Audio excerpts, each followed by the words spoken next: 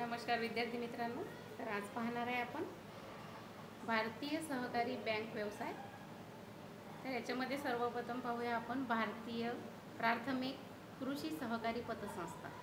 तर प्राथमिक कृषी सहकारी पतसंस्था जी आहे हे सरकारच्या त्रिस्तरीय रचनेत येते.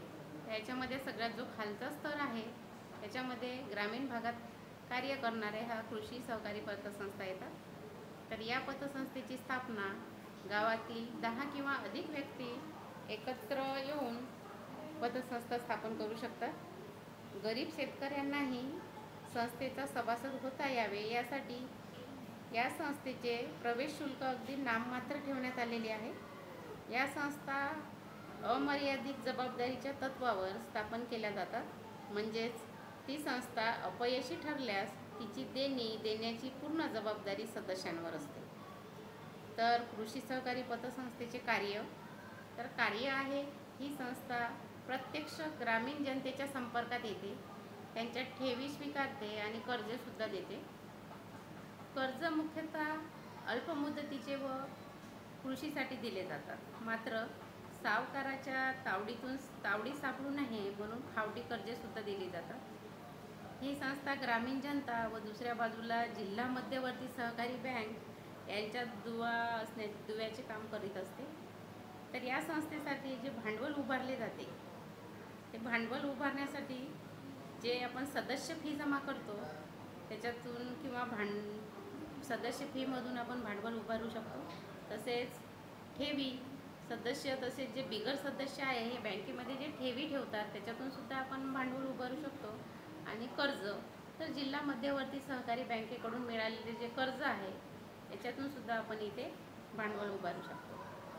तर ही जे कृषी सहकारी पतसंस्था आहे हे महाराष्ट्रातील कृषी सहकारी पतसंस्थाची संख्या अलीकडे खूप कमी होते. तर 31 मार्च 2017 रोजी महाराष्ट्रात 21,089 प्राथमिक कृषी सहकारी पतसंस्था होत्या आणि त्याची सभासद संख्या ही 168 लाख एवढी होती. तर या संस्थेचा विस्तार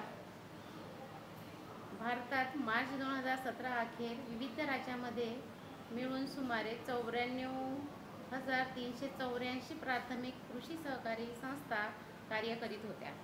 तर आता बघूया आपण जिल्हा मध्यवर्ती सहकारी बँक. तर जिल्हा मध्यवर्ती सहकारी बँक ही सहकारी संरचनेच्या मधल्या टप्प्यात कार्य करते. ती जिल्ह्यातील सर्व प्राथमिक संस्थांचा संघ असते. म्हणजेच ज्या प्राथमिक आपण आता पाहिलं की कृषी सहकारी पतसंस्था यांच्या वरची संस्था म्हणजे जिल्हा मध्यवर्ती सहकारी बँक असे आपल्याला म्हणता येईल. तर याचे 2 प्रकार पडतात बँकेचे. त्याच्यामध्ये पहिला प्रकार आहे शुद्ध सहकारी संघ. तर या प्रकारात जिल्हा मध्यवर्ती सहकारी बँकेचे सदस्यत्व फक्त प्राथमिक सहकारी संस्थांनाच देण्यात येते. जसं हरियाणा, पंजाब, राजस्थान, ओरिसा, केरळ या राज्यांमध्ये असा प्रकार आपल्याला दिसून येतो. आणि दुसरा प्रकार आहे मिश्र मध्य सहकारी बँक. तर या प्रकारच्या बँकेचे सदस्यत्व सहकारी संस्था तसेच व्यक्तींनासुद्धा खुले असते. इतर सर्व राज्यातील जिल्हा मध्यवर्ती सहकारी बँक या प्रकारात येत असते. तर याचे कार्य पाहूया. तर जिल्हा मध्यवर्ती सहकारी बँकेचे प्राथमिक कार्य हे जिल्ह्यातील प्राथमिक सहकारी संस्थांना कर्ज पुरवठा करणे हे आहे. मात्र काही कर्जे व्यक्तींनासुद्धा दिली जातात. म्हणजे ह्या ज्या आपण पतसंस्था पाहिलेल्या आहे त्या पतसंस्थांना कर्ज पुरवठा करणे हे या बँकेचं काम आहे. तर दुसरे कार्य आहे की या बँका व्यापारी कारणांसाठी म्हणजे कर्ज पुरवठा करीत नाही. मात्र सध्या जानेवारी 2016 पासून 370 जिल्हा मध्यवर्ती सहकारी बँकेपैकी बहुतेक बँकांना रिझर्व्ह बँकेने व्यापारी बँक व्यवसायाचा परवाना दिलेला आहे. तर या बँक शहरी भागातून ठेवी गोळा करून त्या ग्रामीण भागात उपलब्ध करून देण्याचे कार्य करतात.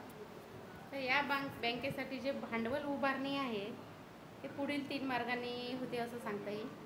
तर याच्यामध्ये सहकारी संस्थांनी पुरवलेले भाग भांडवल किंवा राखीव निधीचा समावेश होतो.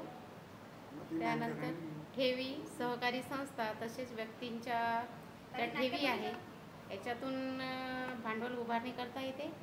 तसेच शिखर बँक किंवा इतर बँक यांच्याकडून मिळालेले जे कर्ज आहे त्या कर्ज घेऊन सुद्धा भांडवल उभारणी करू शकतात. आणि चौथे आहे की प्राथमिक सहकारी संस्थांनी जिल्हा मध्यवर्ती सहकारी बँकेमध्ये ठेवलेल्या आपल्याकडील अतिरिक्त निधी. तर या बँकेचा विस्तार भारतात मार्च 2017 अखेर 370 जिल्हा मध्यवर्ती सहकारी बँक होत्या. त्यापैकी महाराष्ट्रात 31 DCCBS आहेत. तर अशा प्रकारे आपण जिल्हा सहकारी बँक आणि प्राथमिक कृषी सहकारी पतसंस्था याविषयी आपण माहिती पाहिलेली आहे. तर याच्यामध्ये तुम्हाला काही अडचण असेल तर नक्कीच कमेंट करा आणि व्हिडिओ आवडल्यास नक्कीच लाईक करा. धन्यवाद.